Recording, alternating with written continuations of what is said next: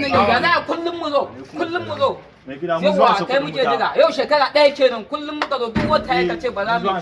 saboda Allah da Annabi ka duba halin da ake ciki wani hali ake ciki duba halin da ake ciki sai ka ba mu kuɗi faɗa mai ina ji mai gida ina jin ka ni fa yau sai na yanke ta ba abin da za ka da shi ba zan ji shi yau satin mu guda kenan mai gida jiya ruwan zafi muka dan duma muka sha ba siga ko na gishiri babu mai gida na ga bai kamata a ce yan wutar da muke amfani da ita muna ɗorawa ba ita sai na yanke wutar nan ƙarya ne shekara guda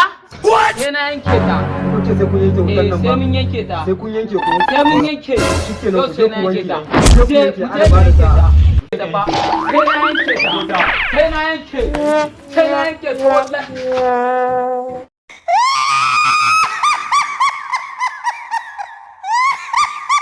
madara ko luna kana kallo na kana kallon ka